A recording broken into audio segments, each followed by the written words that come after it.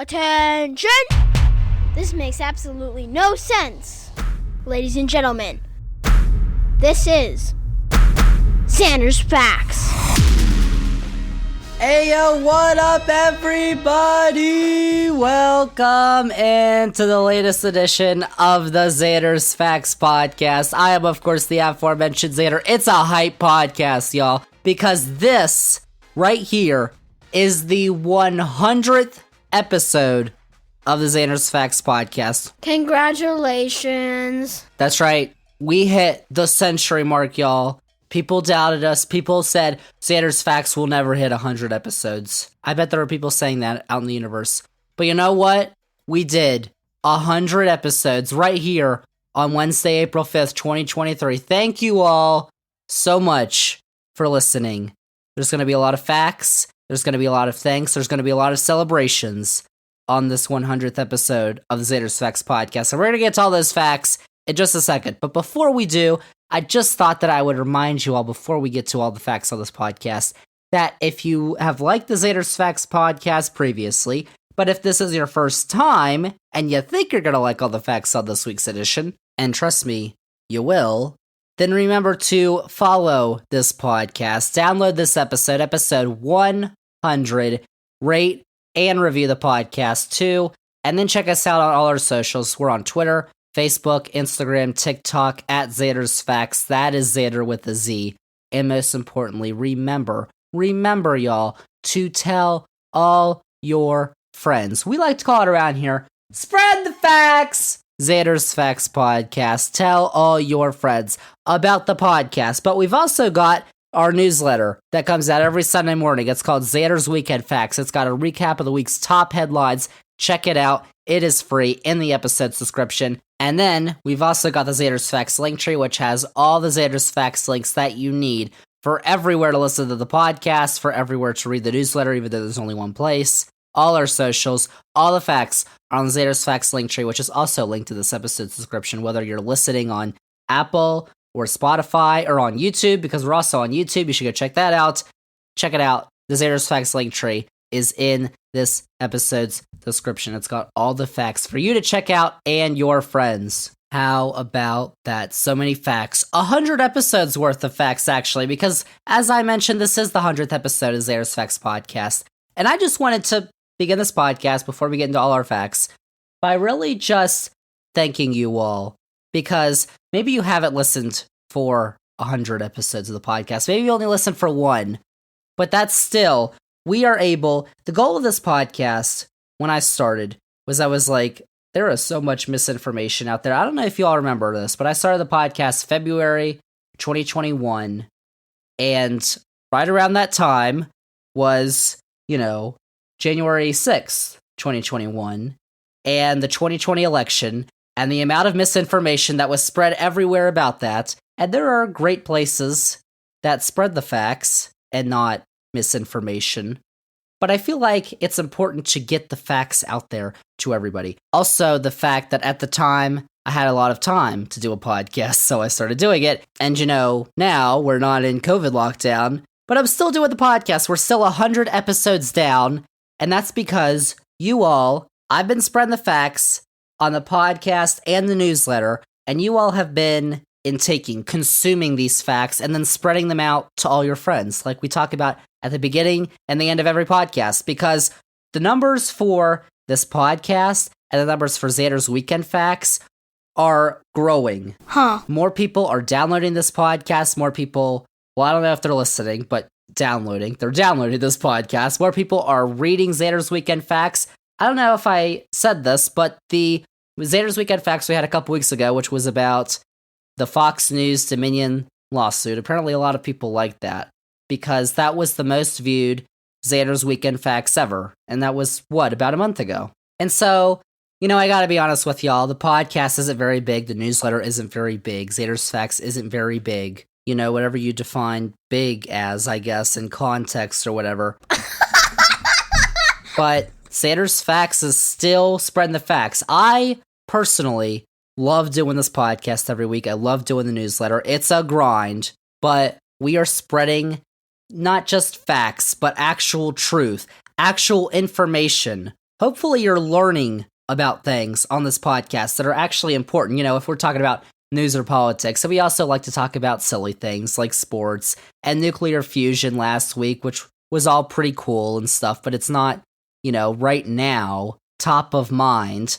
Things like democracy and maybe abortion or healthcare or gun rights or whatever, all that stuff is. And there's a lot of misinformation out about there. People who intentionally, because I think there's a lot of people out there who know better, but spread these lies for whatever, power, wealth, fame, I don't know. Maybe I should try it. That's not a fact. But we're going to keep spreading the facts here on this podcast for as long as this podcast goes on. Zander's Facts. That's my little spiel about our 100th episode. And I sincerely do hope that we're going to be able to do 100 more. Episode 200, which would be 2025 or something like that. I have no clue. I don't know. We'll see if we get there. But I am feeling good that this is our 100th episode, that we've made it. I feel accomplished that we've made it to our 100th episode of the Zander's Facts podcast. And for that, I wanted to switch up what we're doing on the podcast, do something a little bit different on the podcast this week, because our world is pretty crazy. There's a lot of things going on. It's chaotic. I thought we would kind of just like, you know, usually on the podcast, we like to pick a topic or two every single week, and we focus on it, and we give all the facts. And I love doing that, to make sure that everybody knows what the actual truth is, whatever I'm talking about.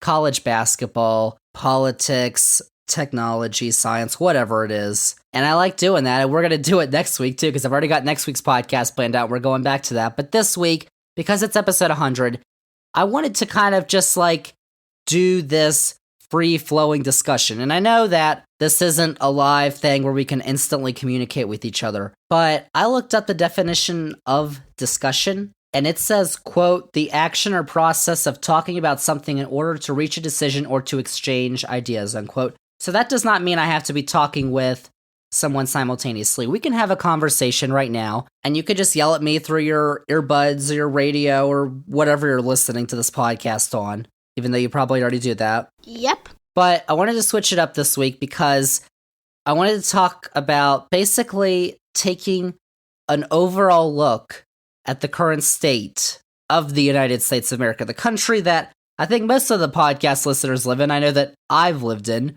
for all my life. And, you know, we're not going to be talking about everything. I mean, there's so many things going on in our chaotic world. Despite publishing 99 podcast episodes, we've really only scratched the surface. And we're only going to talk about a couple things that I've listed here on my fact sheet. But these are, you know, top of mind things that some of them we've talked about on the podcast before, some of them we haven't. And so basically what I'm going to do is I'm going to just, you know, go down, you know, list some of the major issues, talking points, problems in our society, talk about them for a little bit. Some of the ones that I think are most prevalent right now, you know, some of them we talked about before. Some of them are going to be brand new. I've got takes, spoiler alert, I've got facts, of course, because I had to write down a couple of facts for each of these. I mean, it is the Zander's Facts podcast, but that's why it's going to sound a little bit different, because we're talking about a bunch of stuff this week on the Zander's Facts podcast, and I've spent 8.5 minutes introducing it, so we're just going to get right into it. Are we done yet? Talking about, I guess, some of the major events, problems, issues that are facing our country right now. So, you know, let's start our journey by talking about what's probably at the forefront of your mind today. Because, well, if you're listening to this podcast just after its release, Wednesday, April 5th, top story in the news is probably the indictment and the subsequent arrest of the former U.S. President Donald Trump, or as he's been known on this podcast for over 2 years, Donnie Boy. On Tuesday, Donnie Boy surrendered, and then he was subsequently arrested in New York. He flew up from Mar-a-Lago in Florida to New York. He had to do that because last week he was indicted by a Manhattan grand jury following an investigation into his role in a hush money payment scheme and a cover-up involving adult film star Stormy Daniels just before the 2016 presidential election. I'm sorry, y'all. I don't know why I'm laughing, but it's just like, there are several investigations going on with this individual. He's been impeached twice, and this is the thing that were, this is what he's been charged with the first, I don't know. He appeared in court on Tuesday. That was when the indictment was unsealed, and we learned that he had been charged with 34 felony counts of falsifying business records, to which he pleaded, get ready, not guilty. Wow, surprise. Can you believe it? Huh. I know. I was pretty shocked. But yeah, there have been investigations going on with this man for years. And now we get to the part where he's been charged. Like, as I said, he's been impeached twice, is currently under several criminal investigations in multiple jurisdictions, not just New York, and has now been charged with crimes. This is also the person who, in the 2 elections that he's run in, as the Republican nominee for president, has not won the most votes, actual people, not electoral votes, because he won once. Not the most votes, actually. And according to the 538 polling aggregate, he's 16 points underwater on his approval rating. Whoops. And the current president is, his approval rating's not too hot either, but it's not that bad. So, you would think that given the fact that he's now been charged with crimes, 34 counts of falsifying business records, you would think that his party, the Republican Party, would be like, all right, we've had enough. We had 4 years, and now we've had this, whatever it was. We're just going to abandon you, and we're going to search for another leader in our party. You would think that would happen, right? Like, that would be the most sane thing to happen, yes? Turns out, though, they haven't. Because Republicans, even those, who haven't been quite too friendly to Donny Boy since he left office, have basically rushed to his aid in recent days. That would include, of course, no surprise here though, a congresswoman from Georgia, whose name, you may be able to guess, is Marjorie. That's all we're gonna say. Marjorie went so far as to actually go to New York on Tuesday. She's not from New York. She works in D.C., is from Georgia, and hold her own pro-Trump rally. Oh my gosh. Which she then had to leave after just 10 minutes, because it turns out that the crowd in New York City was not very pro-Trump. Surprise, surprise.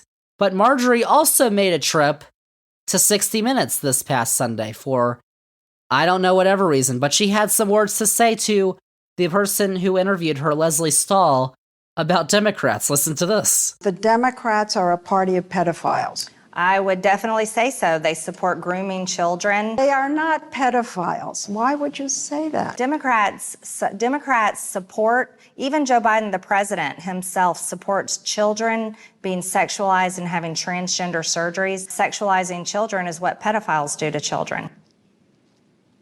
Wow. Okay. What a comeback there by Leslie Stahl. Wow. Okay. That's all she could say. Like, are you not gonna push back on pedophiles? Oh my gosh, y'all. Can you believe it? I mean, I had no clue. But I guess, wow. The Democrats are pedophiles. Can you believe that? Straight from the source. Whoa. Well, ooh. Okay, so that wasn't the only thing I have a clip for, because she also had this to say.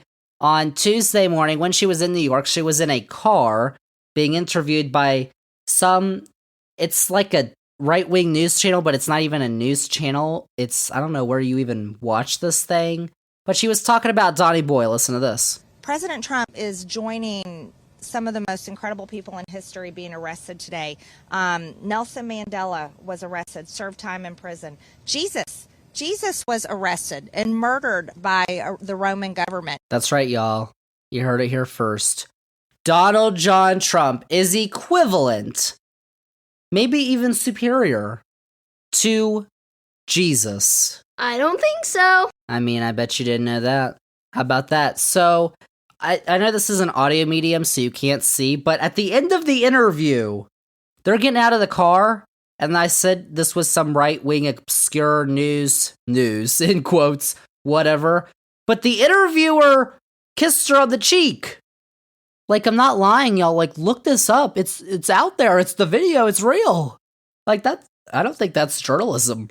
That seems to be I don't know. I don't know if you saw, I posted on my TikTok, Rudy, you all know Rudy, Giuliani, was on Newsmax, and the interviewer starts the interview by saying she loves him. What is that? Mayor Rudy Giuliani, always amazing to see you. Love you. Sorry, I'm just so honored, always to interview you, sir. Like, if you love him, well, that first off, why would you love Rudy? But also, why? Why would you love Rudy? Why would you then interview him and say you're a news organization? Like, I think that right there might be the disqualifier. Like, if you say you love the person you're interviewing and it's Rudy Giuliani, that might not actually be news you can trust, I think. I don't know. We were talking about Marjorie, though. She was at the Donny Boy. It wasn't really, I don't know what it was. He just went to the courthouse. Of course, there were at least a couple of Donny Boy supporters out there. Even if George Santos, he couldn't find them. You know, George Santos, the guy, he's out there doing whatever. He didn't have a good time, though. He had to leave, and this is what he said. I'm doing nothing. I'm leaving. Are you coming back at all later today? No, because you guys make it unbearable to be here. Why are you here then? I came to support the president, but... No, I'm not coming back because you all make it unbearable. You're mean. The news media, what? I don't know. George Santos, I don't know. He was there supporting Donny Boy for whatever reason. I don't know. But there were some of his supporters there because I saw someone brought a sign outside of the courthouse. Obviously, this is a audio medium, as I said, so you can't see it, but there's pictures online. The sign said, Bragg's Jews, Michael Cohen, Alan Weisselberg, David Pecker. Now, you're probably like, what in the world? But let me just give you some context. Bragg is Alvin Bragg. He is the Manhattan District Attorney who's prosecuting the case, the woke prosecutor. And then Cohen, Weisselberg, and Pecker are Donny Boy's former confidants who apparently flipped on Donny Boy. Or I know at least one or two of them did. Maybe, I don't know. But apparently they're Bragg's Jews. I don't think that's very nice, or I think that might be anti-Semitic. But I mean, what do I know? I mean, seriously. So, you know, that's going on. Alvin Bragg is the prosecutor, as I said. He's prosecuting the case, but ultimately, the grand jury decided to indict him. He's just prosecuting.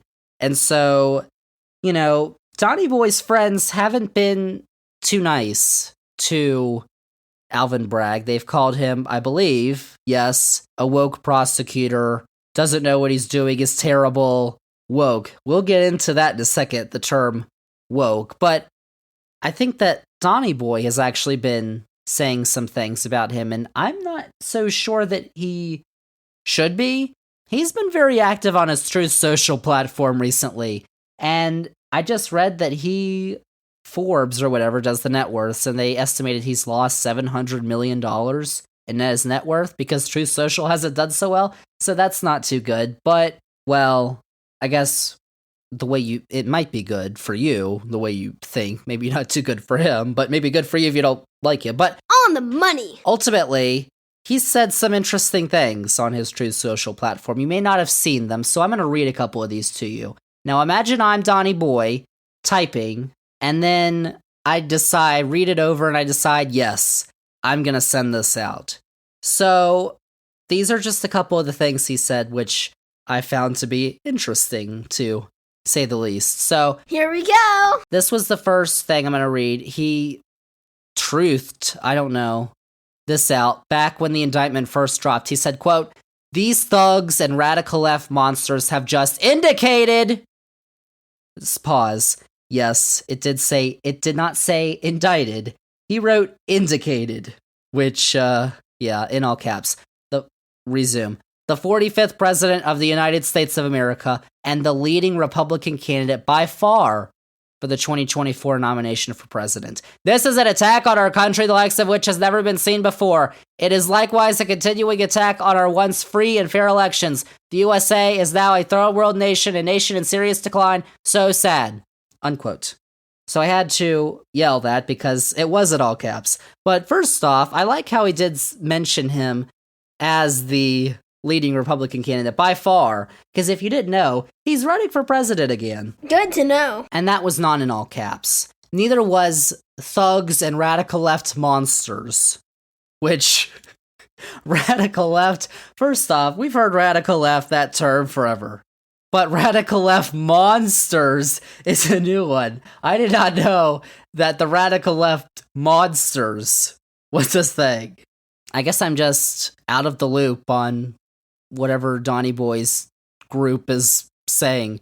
Indicated, though, was in all caps, and he meant indicted, I think. He spelled it INDICATED, which is indicated. So, whoops. And then he did put in all caps that we are a third world nation now. That is now confirmed because Donnie Boy did put it on his Truth Social. We're a nation in serious decline. So sad. He did express some disappointment about that at the end with those two words and an exclamation point there at the end. So there you go. But there's also an article link when she shared in another Truth Social. The article link had, like when you see on Twitter or Instagram or whatever, an article link which has a picture, a preview of the article. And this one had a picture of him on the left, Donnie Boy, swinging a baseball bat. And then it had the prosecutor, the district attorney, Alvin Bragg, and the picture on the other side of that image.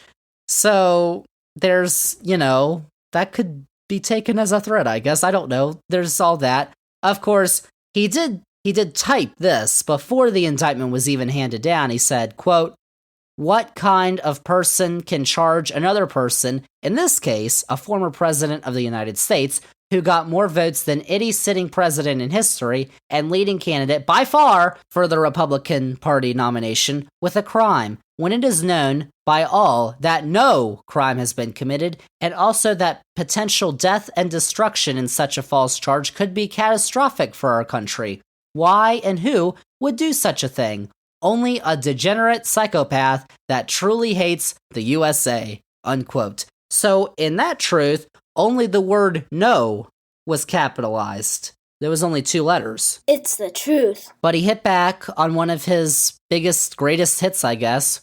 Got more votes than any sitting president in history, which is true, of course.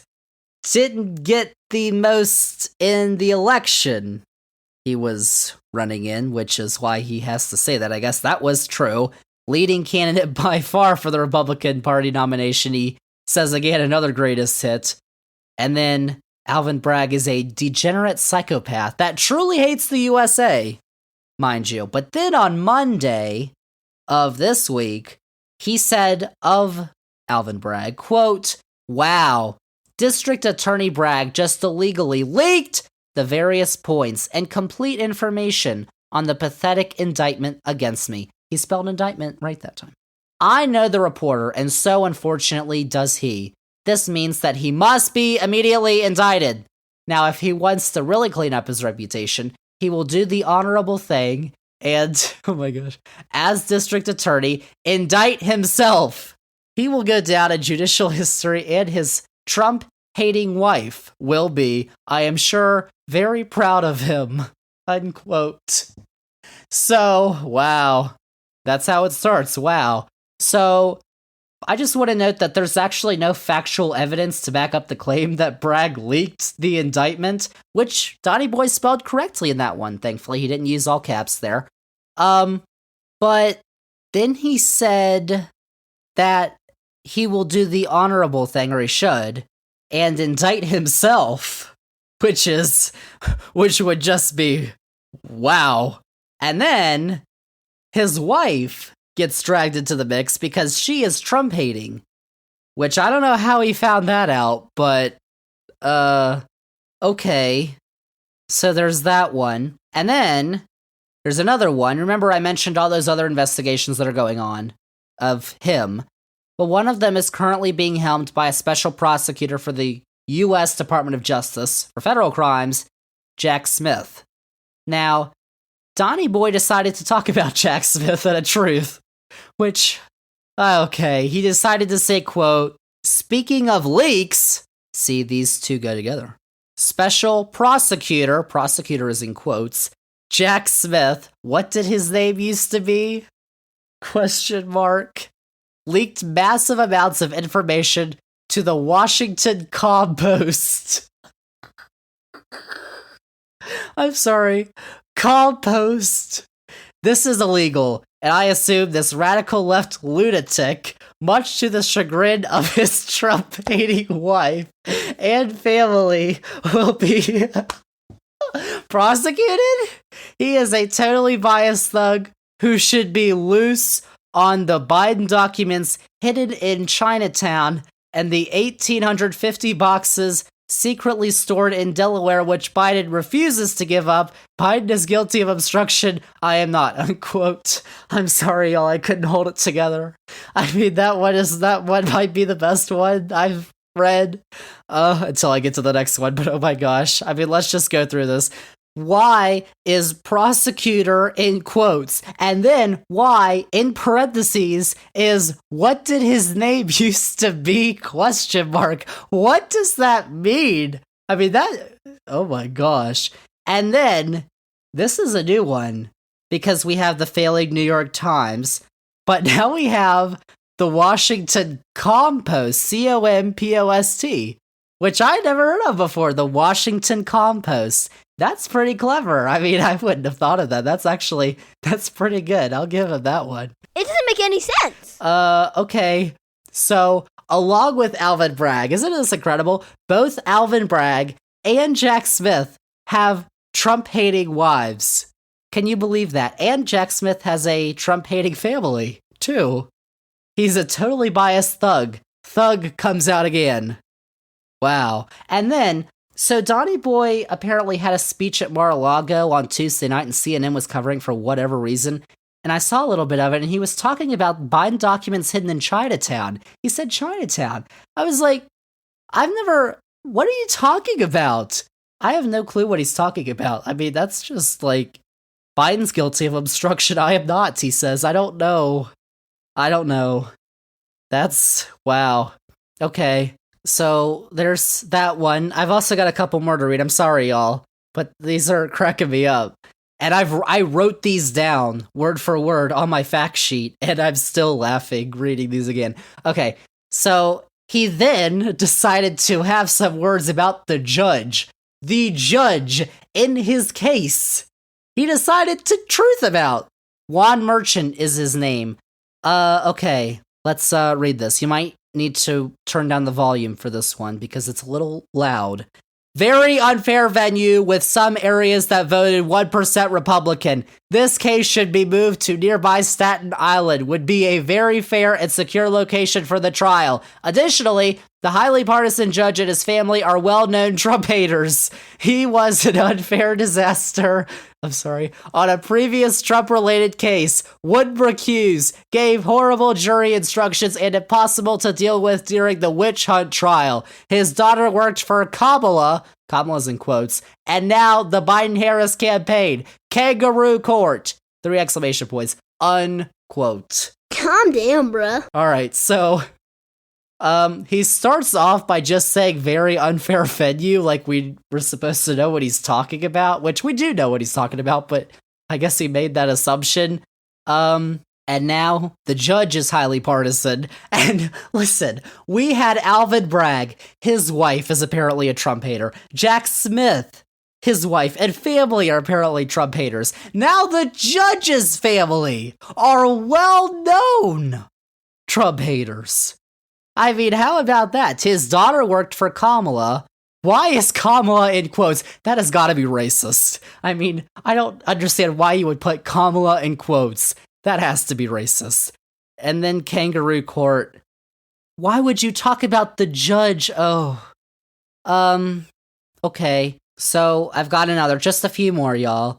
He also wrote, quote, "The corrupt DA has no case. What he does have is a venue where it is impossible for me to get a fair trial. It must be changed. And a Trump-hating judge, hand-selected, get this, by the Soros-backed DA, he must be changed. Also, has the DOJ working in the DA's office? Unprecedented," unquote. Okay, so, corrupt DA, we've established that, yes. It is impossible for Donny Boy to get a fair trial. It must be changed, he says. Trump-hating judge. He refers to himself in the third person quite often. Not so much in these, but that's third person right there. Sand selected by the Soros-backed DA. George Soros. I thought we were years behind that. I mean, George Soros was the boogeyman for years. He's back now. Wow, how about that? Who? Unprecedented. DOJ is working in the DA's office, apparently. I don't know. So, then, Sunday, one of Trump's lawyers, Joe Tacopina, made the rounds. He was on CNN. He said, quote, "I have no issue with this judge whatsoever. He has a very good reputation," unquote. Then on ABC News, he said, quote, "Do I think the judge is biased? Of course not," unquote. So, maybe you should have told your client that and not let him go on his little whatever and just spout all this stuff because it's now in the public record and, oh boy. And then, of course, this is yesterday, Tuesday, he decided to type on his way to the courthouse. He said, quote, "Heading to Lower Manhattan, the courthouse. Seems so surreal. Wow, they are going to arrest me. Can't believe this is happening in America, MAGA," unquote. Okay, so thankfully he specified where he was going, the courthouse. Surreal, wow, they're going to arrest him. I guess he's just realizing that for the first time, even though he's surrendering. He can't believe this is happening in America. And then at the end, just a MAGA. Like, okay, I don't know. So, wait, okay, that's it, y'all. That's all the Truth Social. There were a bunch in there, actually. There was more than I thought. Holy cow, that was, yeah, that was... I feel like, usually I think we've thought that he might be a little crazy, but that's like... He might have a serious mental problem or something. Like, I don't... What was that? America. I don't know. It's not just Donny Boy, though, because Donny Boy Jr., Donny Boy Jr., who on Tuesday posted an image of the judge's daughter in this case, to Truth Social. Why would you do that? What is wrong with you? Why are you attacking the judge in the case? I don't understand. Like, what? Who gave you this advice? Your lawyers didn't. Oh boy. Are you stupid? That's really, what is wrong with them? And then, I'm sorry, I lied because I wasn't done with Donny Boy. Donny Boy decided to get his fingers warmed up again after his court appearance when he typed this, quote, "Virtually every legal pundit has said there is no case here, there was nothing done illegally," unquote. Which is interesting because I had cable news on today, and the legal pundits I saw weren't really saying that. They were kind of saying the opposite. So I don't, that was interesting. So, there's all that. I mean, whoa. Now, all right, to wrap this up, do I know if Donny Boy's going to be found guilty? I don't know. That's going to be decided in court. And of course, this may not be the only time Donny's found in a courtroom. I mean, you've got a couple other investigations ongoing federally, in state, in Georgia, so who knows what's gonna happen. We'll see. But I will note that it has been like non-stop media coverage on this.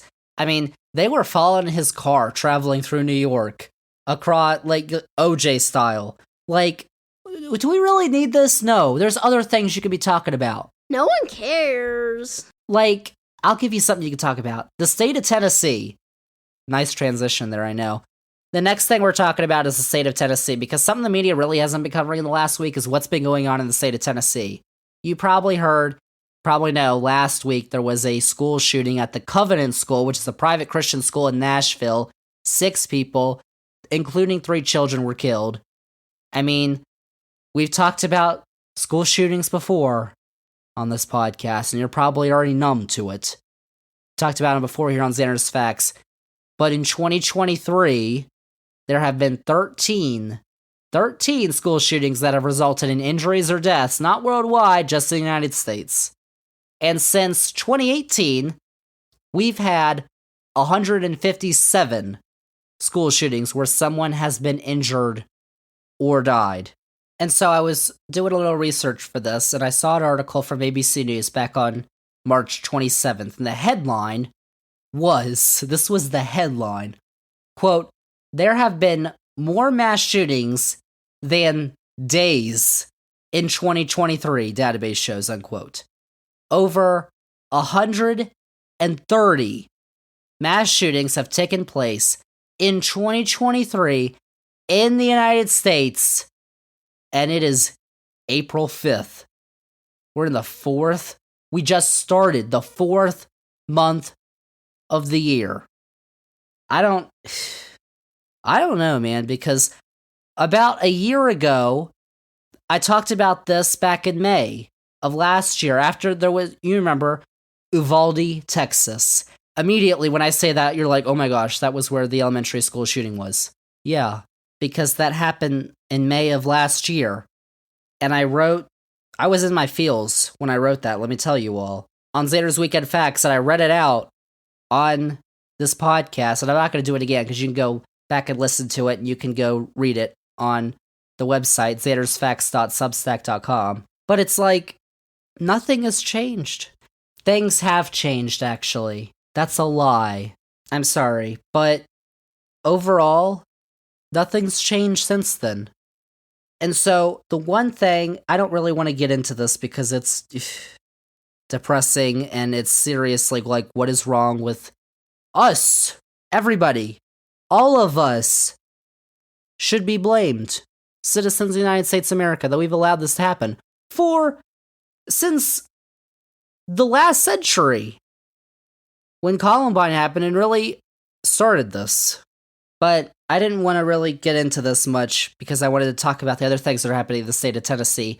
But I did want to play from which I had included in the podcast, in my newsletter essay that I wrote that week, whatever you want to call it, the audio from Steve Kerr.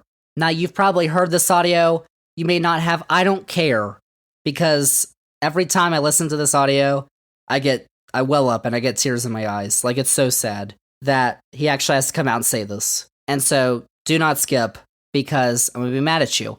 But Steve Kerr is the head coach of the Golden State Warriors, the NBA team, and they were in the playoffs. This was May, and he goes up there in the playoffs at a press conference, goes up to the microphone, and says this. I'm not going to talk about basketball. Nothing's happened with our team in the last 6 hours.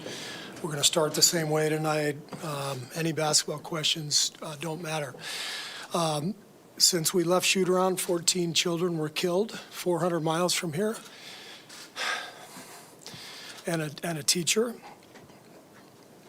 And in the last 10 days, we've had elderly black people killed in a supermarket in Buffalo. We've had Asian churchgoers killed in Southern California, and now we have children murdered at school. When are we going to do something? I'm tired. I'm so tired of getting up here and offering condolences to the devastated families that are out there. I'm so tired of I'm tired of the moments of silence. Enough.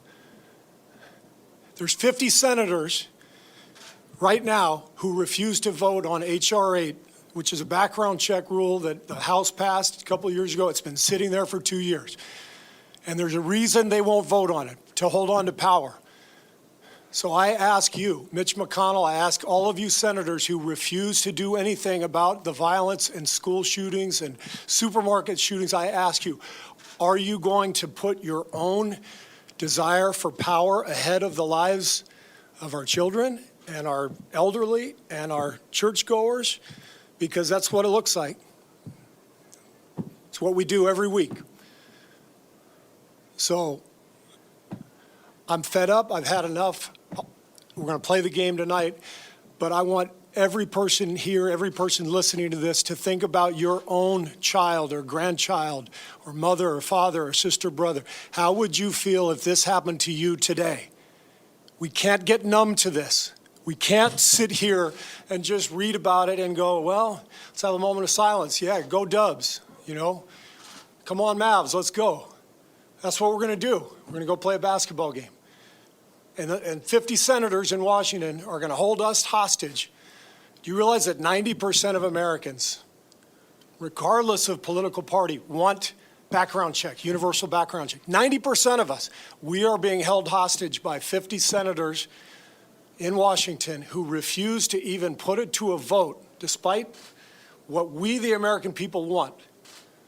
They won't vote on it because they want to hold on to their own power. It's pathetic. I've had enough. I mean, it really is incredible how we've done nothing. We've done something that was very little, I will say, not nothing. But these mass shootings have still happened. And we have solutions.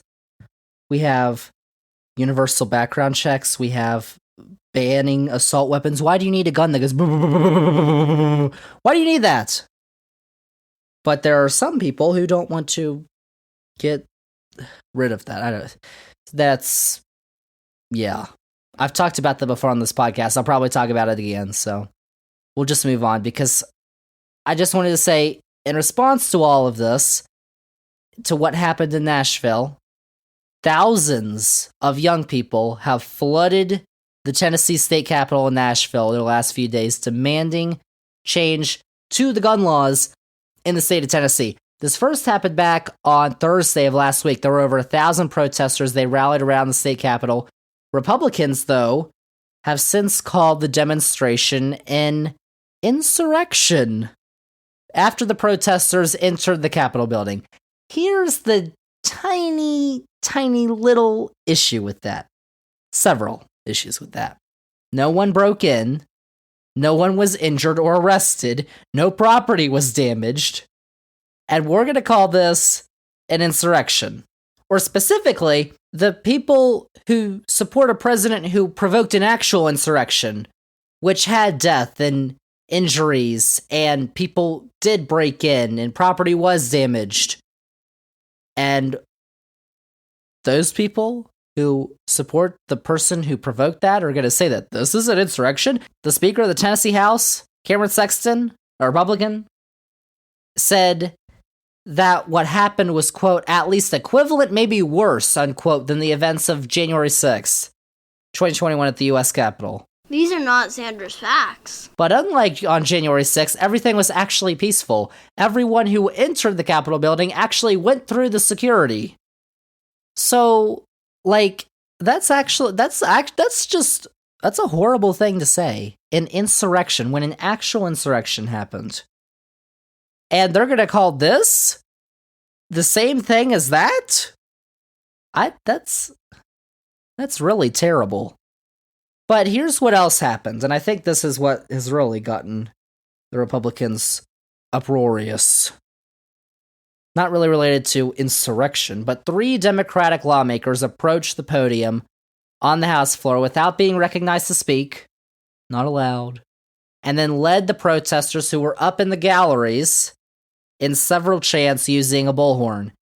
Now, Republicans then ordered security to clear the galleries, and guess what happened? No one rushed on the floor. They all left peacefully. I mean, if you don't believe me, there's video. I mean, it's really nothing bad actually happened. Like, it was incredible. Protests have continued. They've grown the last few days. They haven't gone, really inside the galleries and done all that in the House, but they've remained peaceful.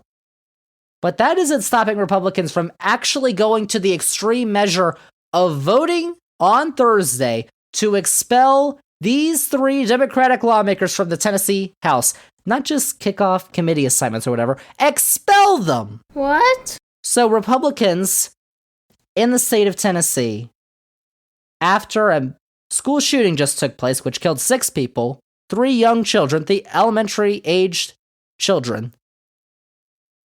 After that happened, they're not gonna, pass any gun control measures. No. Why would we do that? They're going to expel members of the House because people are rightfully angry at these people for not doing anything. But to be honest, that's really consistent with what Tennessee Republicans have actually done in the session, because Tennessee lawmakers and their governor, Bill Lee, have this year signed into law a total ban on gender-affirming healthcare for transgender children, because that's a big issue, oh my gosh, hurting our children, and a law to prohibit adult-oriented entertainment from public property, basically drag shows, because these are the real issues in society. Drag shows, transgender surgeries, not school shootings, please. And by the way, that drag law, whatever you want to call it, I guess, was temporarily blocked in the courts by a Trump judge, which means, you kind of went overboard. And of course, you probably remember there was a controversy in Tennessee last year. The state introduced these new license plates, and they have the words, some of them have the words, "In God We Trust."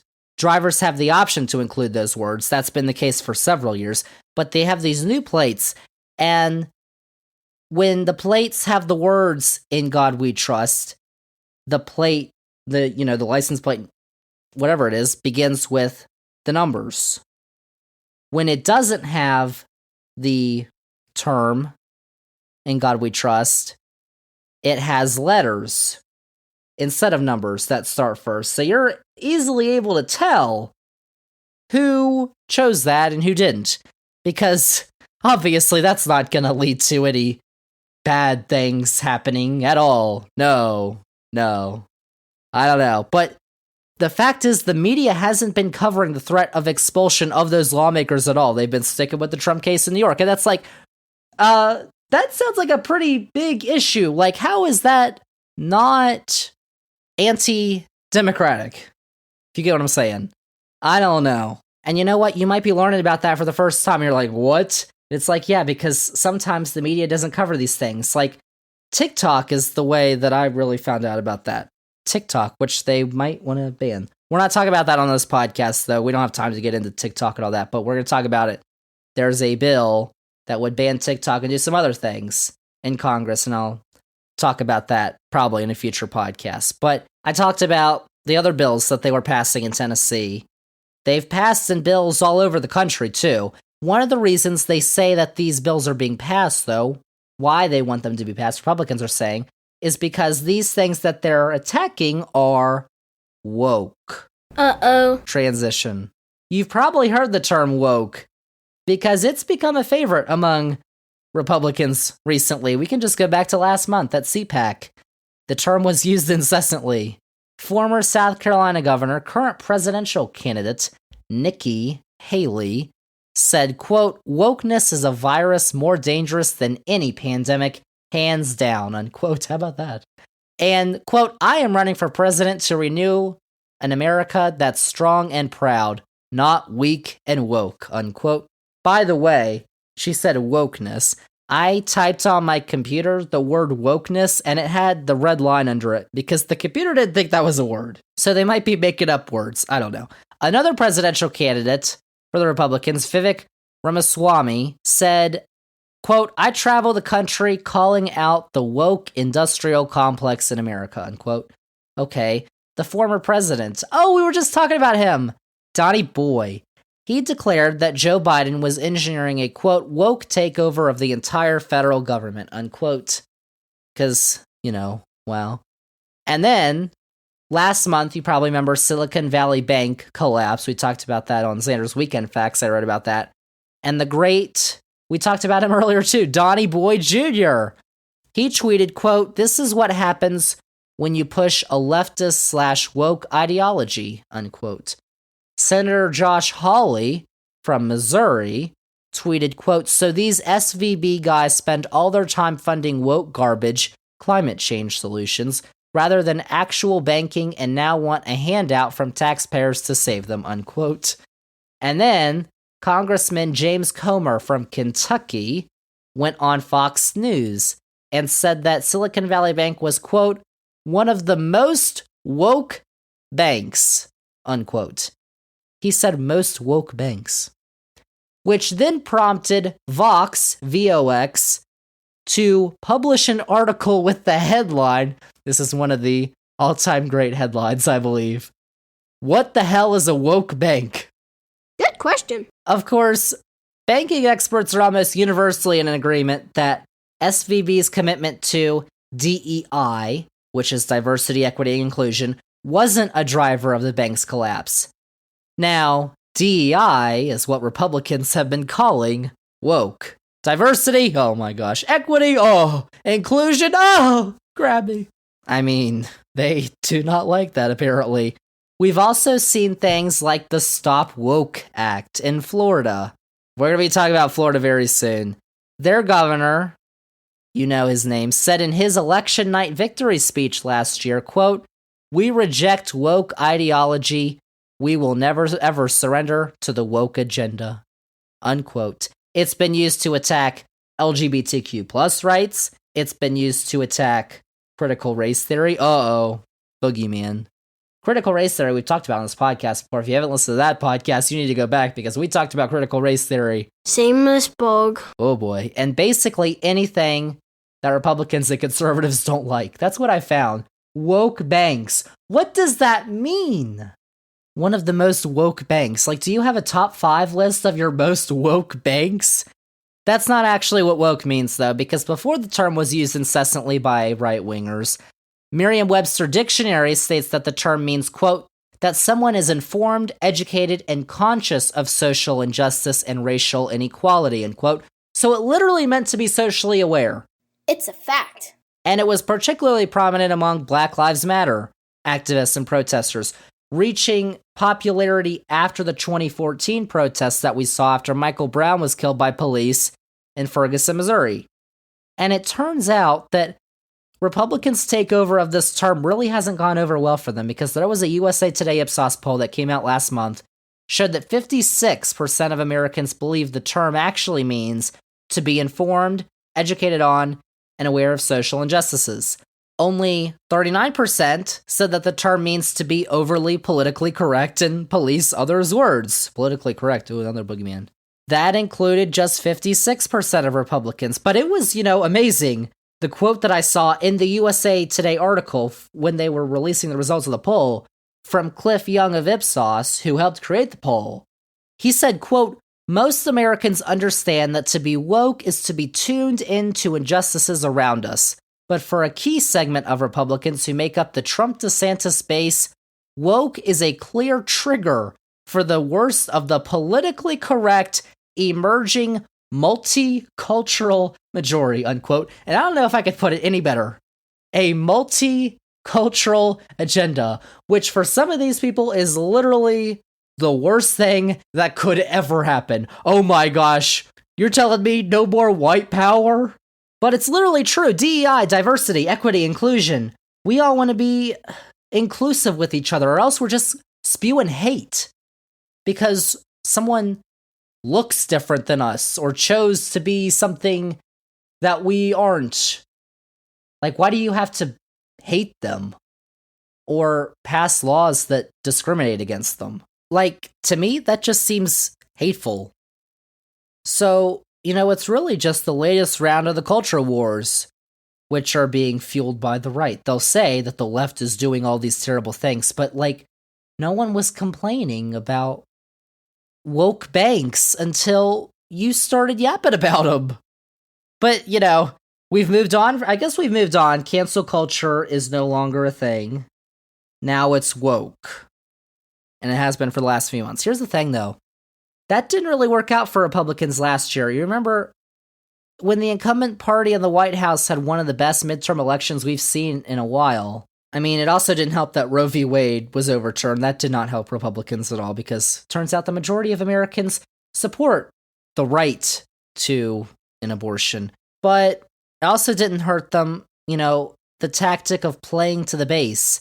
Candidates like Dr. Oz, Herschel Walker. I know you tried to erase those names from your memory, but I'm bringing them back. You. Truly, some of the worst major party candidates I think we've ever seen for a U.S. Senate election. Herschel Walker, Dr. Oz. I mean, like, I don't know what Republicans were thinking. They leaned into the culture wars, and they lost in Pennsylvania and in Georgia, which Republicans think are winnable states for them.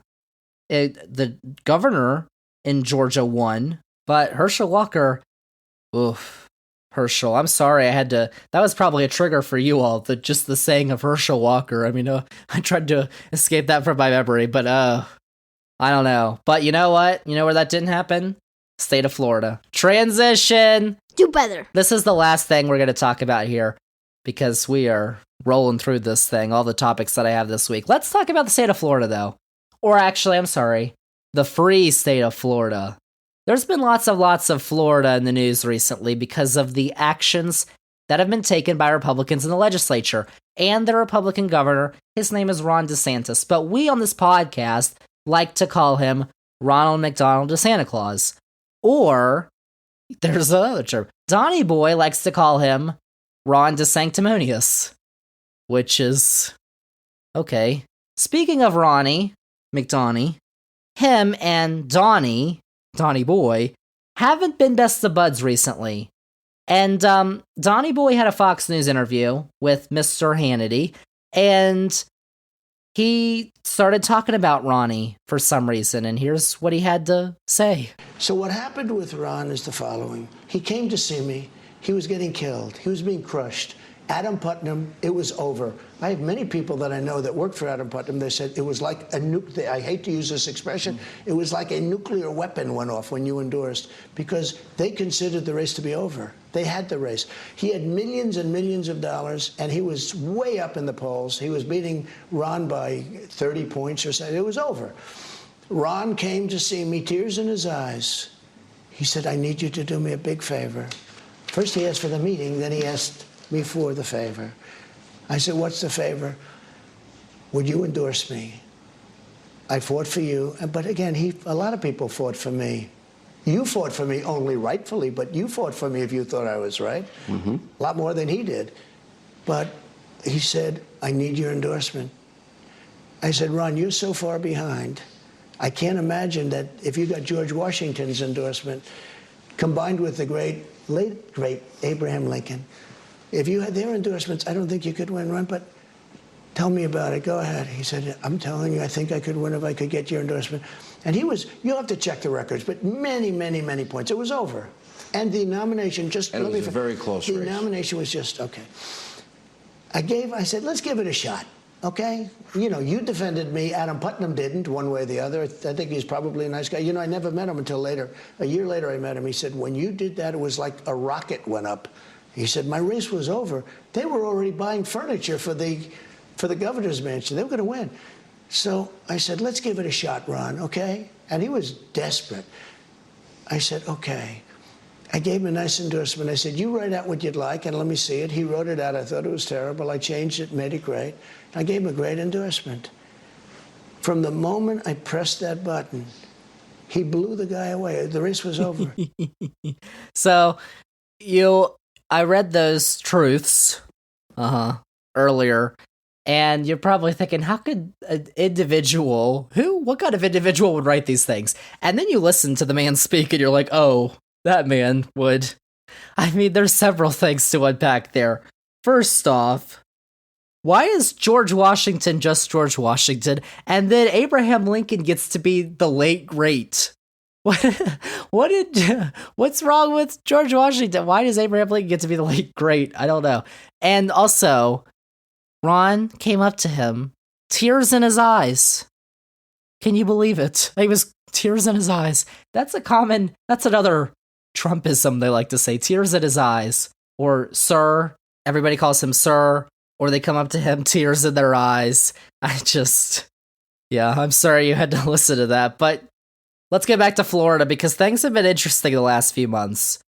Tears in his eyes, DeSantis who many believe is the biggest threat to Donnie Boy in the 2024 Republican primary, has been emboldened because he had a big election win last year in the governor's race in Florida. And so the Republican-dominated legislature basically has bowed down to his command. I mean, among some of the things they've passed in the last few months and the last few years have been, as I said earlier, the Stop Woke Act. We have to stop woke, which limits how workplaces and schools teach about race and identity. They also passed what was called the Don't Say Gay bill. It was technically, the real term was Parental Rights and Education Bill, which we've talked about on this podcast, I believe, before. It bans public schools from teaching about sexual orientation or gender identity in kindergarten through third grade, or in a manner that is not age appropriate or developmentally appropriate for students. But they're not. I went through kindergarten and third grade. I don't think I recently. I mean, not too recently. It was over 10 years ago, but still. Disrespectful! I don't think I heard a peep about any of that stuff. And now they want to extend that to all grade levels, K through 12, in public schools. Another bill would require bloggers. When you hear of bloggers, Zander's Facts, Zander's Weekend Facts, what do you think that is? It's a blog. Who write about the governor or state legislatures to register with the state and file monthly reports disclosing how they were paid. I'm sorry, but how is that okay? If you write about us, you must register with the state. I don't know about that one, Chief. Nope. Another bill authorizes universal school vouchers. Now, we have talked about school choice and charter schools on this podcast, y'all. I've said, go listen back to that podcast, but I said they resegregate schools. You can't say, oh, please, Zander, what are you talking about? This is a fact. Please look it up. Zander's Facts. And they often don't perform better than public schools. They just pump money into these charter schools that don't have government oversight, and a lot of them are religious schools. You go to church if you want to do religious things. Why do we need it in school? And then, speaking of schools, oh boy, Florida also decided to ban the AP African American Studies course because, here's a big one, it has critical race theory in it. Oh no, critical race theory, CRT. Now, we've talked about CRT on this podcast, y'all. Is a boogeyman. At the State Department of Education also, these are true numbers. They banned over 40% of the 132 math textbooks that they reviewed because they included prohibited topics such as critical race theory and social emotional learning. Social emotional learning? And critical race theory in a math textbook? That sounds like a bunch of bull. I mean, what in the world? And then there's this bill that doesn't explicitly say these things, but it has been interpreted by the people who made this bill that it could ban a bunch of NPHCs, which are National Panhellenic Council organizations, from college campuses. Ones you got like Alpha Phi Alpha, Alpha Kappa Alpha, those, a bunch of others. And also NMGC, National Multicultural Greek Council ones, like Lambda Theta Alpha, Alpha Psi Lambda, and others. It would prohibit all Jewish studies courses. They could ban all gender studies courses and feminist theory courses. Why would they want to do that? Along with centers and programs for Black students, Latinx students, and Asian and AAPI students, and LGBTQ plus students. I don't know. Republicans are also on the verge of banning abortion after 6 weeks, which is happening in many states across the country. Yeah, and then very quietly,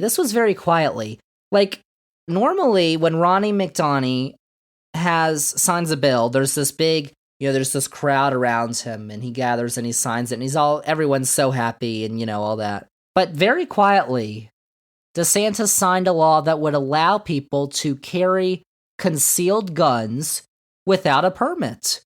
So you don't need training, you don't need a background check. He called this constitutional carry. Seriously? So after all the shootings that we've had, I mean, we have Uvalde last year, and the Nashville shooting that just happened last week. After that happened, Ronnie McDonald said, you know what? We are going to get rid of concealed carry permits. How does that make any sense? The argument is a good guy with a gun will stop a bad guy with a gun. Maybe the better argument would be the bad guy doesn't get a gun in the first place. Like, we're actually not trying to do that. We're trying to give them the guns, it looks like, from this bill. Like, please explain it to me, because it doesn't make any sense. Spitting the truth. So I don't know. Population of Florida, though, keeps on increasing, the Sunshine State. DeSantis has claimed that Florida is the freest state in the country. I don't know, I haven't been to Florida in well over 10 years. But DeSantis has gone around the country, including to states like New York, to brag about Florida's low crime rates and all the great things that are going on down in Florida. Well, the fact is, things maybe aren't going so great down in the Sunshine State because everybody likes to talk about cities like New York have high crime rates and their cesspools and terrible places to live. Donnie Boy lived there for most of his life, but it turns out that Florida, the state, actually has a higher assault, murder, rape, property crime, burglary, larceny, motor vehicle theft, and property crime rate than the state of New York. And New York City's crime rates are actually lower than that of Miami, Jacksonville, Orlando, and the capital, Tallahassee. Too many facts. So I don't know why he went up there to talk about crime. Because if you did what he's doing, and by the way, Florida just, their crime is at a 50-year low, which is true, but it's still higher than states like New York. So maybe if your crime is worse than the places you're going to, maybe you shouldn't brag about it. Like, I don't know. Add that to the fact that property insurance rates are actually expected to jump by up to 60% in that state. And they've already gone way up. Like, it's maybe sunshine, but a lot of people who are moving to Florida are going to be in for a rude awakening. Like, oh, maybe I don't want to live in the state of Florida. I know I wouldn't, to be honest. I'm good here in Virginia. We have our guy, Glenjamin, and he's doing some interesting things. But you know what? I think I'd rather live here than the state of Florida. TBH. And you know what? That concludes our journey around the current state of America. There's a lot of troubles that are marring the current state of America, I just gotta tell you. And those are just some of the topics we could have discussed. We've gone over an hour, so I'm kind of like losing my steam here. But we could have talked about bills in Congress, like the one that could ban TikTok. We could have talked about that. Or what's behind the train derailments we've heard about recently, including the East Palestine one in Ohio. We'll talk about those in Zander's Weekend Facts and future editions of the podcast. But, there's a lot of other things that we could talk about, that we could give the facts on. So you know what? I just wanted to make a call out there for if you have any facts, any topics you want to hear about on the podcast, let me know. Because if we're going to spread the facts, we should probably spread the facts that people actually care about. So if you've got any facts you want to hear, hit me up, whatever. DMs are open, I think. I don't know how that works, but yeah, do it. The truth lies here. I mean, there you go. That is the 100th episode of the Zander's Facts podcast. How about that? And here's to another 100. Let's hope we make it to 200 podcasts. That would be, 2025 or something like that. That would be absolutely insane. But there you go. That is it. That's all the facts that I've got on this week's edition of the podcast. Thank you all so much for making through these long facts, let me tell you. And remember that if you liked all the facts that we had on this week's edition of the podcast, remember to follow this podcast, download this episode 100, rate and review the podcast. Then go on all our socials, Twitter, Facebook, Instagram, TikTok, at Zander's Facts. That is Zander with a Z. And most importantly, remember to tell all your friends. Spread the facts. Xander's Facts Podcast. Tell all your friends about the podcast, about Xander's Weekend Facts. Sign up, newsletter, every Sunday morning, episode subscription. It is free. And check out Xander's Facts on YouTube, because all our new episodes, including this one, get posted on YouTube too whenever I do it, because I'm lazy. Check it out, and check out the Xander's Facts link tree. It's got all the Xander's Facts links that you need to get all the facts from Xander's Facts. We're back to kind of normal, talking about one topic next week on the podcast, episode 101, because we just wrapped up March Madness, which means professional basketball is about to have their playoffs. So the NBA playoffs are about to start. That happens next week. So we're going to get a little preview from our very own Xander's Facts NBA analyst, Hillbilly. That is his legal name, maybe, because he's got a lot of facts to share about professional basketball.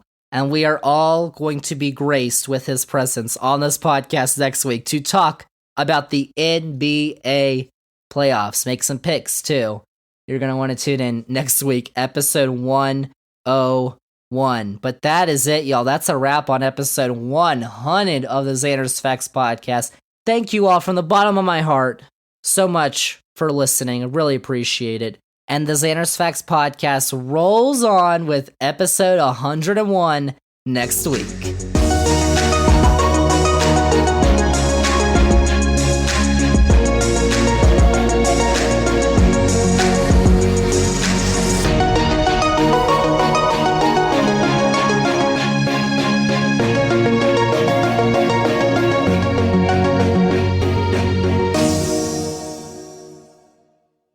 Get off my plane.